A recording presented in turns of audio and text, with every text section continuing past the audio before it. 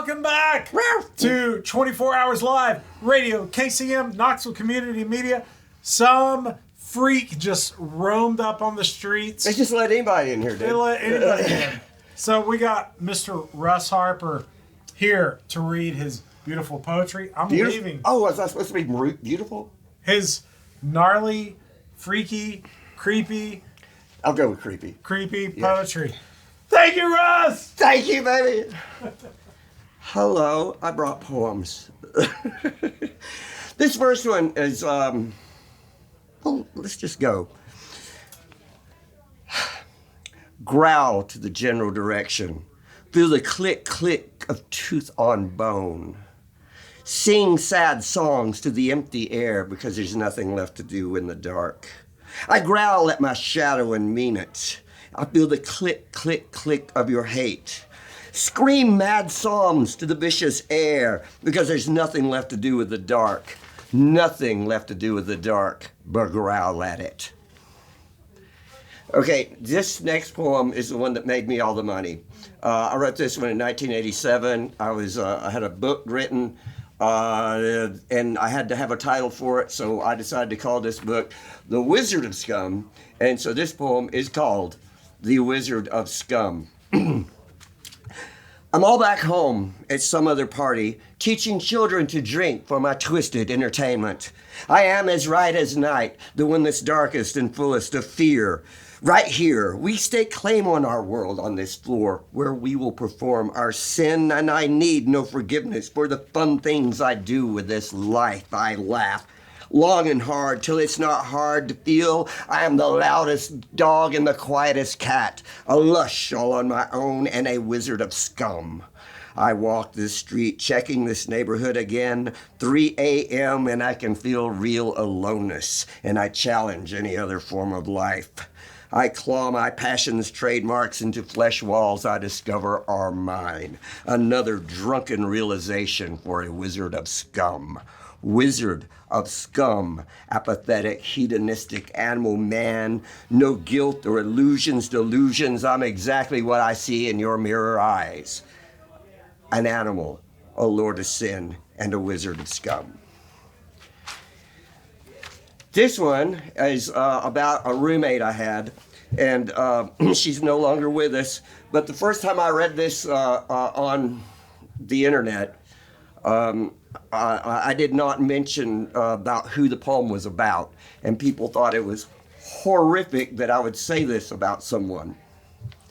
It is called Roommate. The first sound to register as consciousness overtakes me this afternoon is the lap of my roommate, licking spilled beer off the floor. When my eyes open, they are met by her eyes. They look shy, almost embarrassed, but she continues to lick the beer puddled there on the hardwood floor. She is a good roommate. She sheds a lot and whines sometimes. She shows a little too much interest in the crotches of our guests. But when I pass out and spill my beer on the floor, she'll lick it up so I don't have to. And she never calls me a son of a bitch like that last roommate did. And this is another one about my roommate, Guinness Extra Snout. She was a black and tan dog. This one's called Beer Count. Drunken state, eviscerate, spin, incinerate and spin. The dog looks at me like I'm crazy. I might be. Suddenly, neither of us could speak. We are confused. We are frantic. We realize we've been drinking beer for hours. We've lost count a long time ago, giggling at the latest fiasco. I don't know. Leaden state, don't masticate. Let the room spin, exacerbate, and spin, no matter what the dog says. Old. Woke up old, told there is none of this necessary. When you know it is, you know too well, and you tell anyone and everyone, and they don't understand whatever the fucking language is. You are speaking, sneaking into bleak, black, tendentious seditions, not even worth your goddamn time, not even as drunk as you are.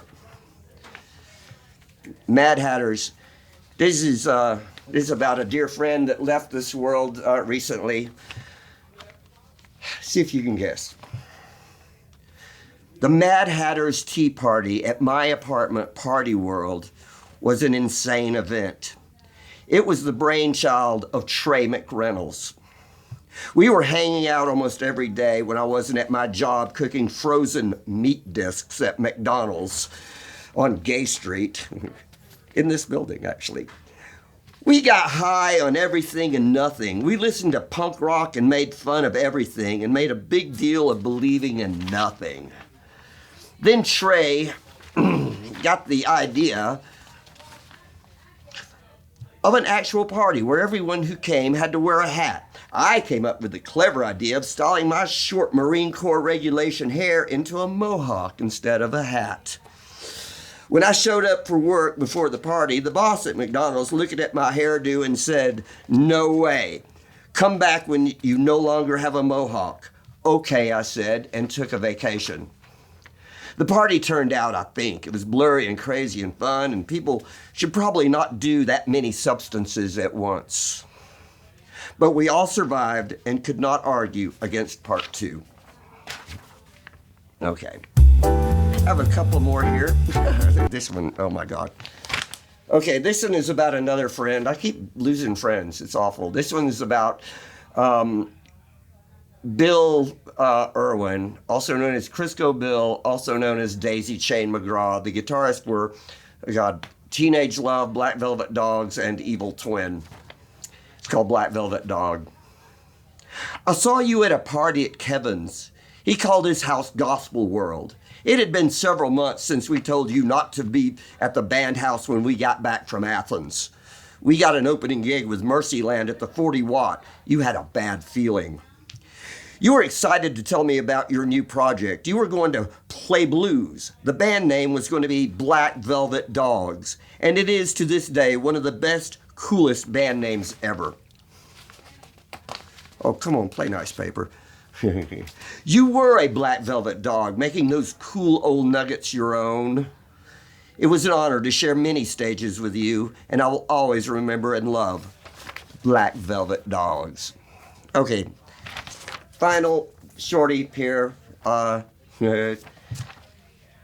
Thanks for tuning in, y'all, and give money to this station, man. It's worth it. Do it. Do it. They're great. This is a nice poem that I read at my poetry reading. And can I plug my poetry reading? Damn right I can. It is going to be this month on the 16th of November. That's a Sunday. That's a week from Sunday at the Corner Lounge in beautiful North Knoxville. It starts at 4 p.m. And I host it, and I usually have a lot of really cool. Wayne Bledsoe comes and reads. You want to see that. And anyway, you come sign up and read. It's always fun. But I usually read this one at that thing. Anyway, this poem is called "I Think the Cat is Drunk Now." The cat leans in, leers, mocks, insinuates, says, "All the oblivion in the world won't save you now." Breath scented of cat chow and ass, I ask out of sheer dumb curiosity, "What the fuck do you know about oblivion, cat?" Here the cat smirks condescendingly, infuriatingly, ridiculously, and says, "I am oblivion, bitch." We both stare sobriety in the face and scare it. Thank you.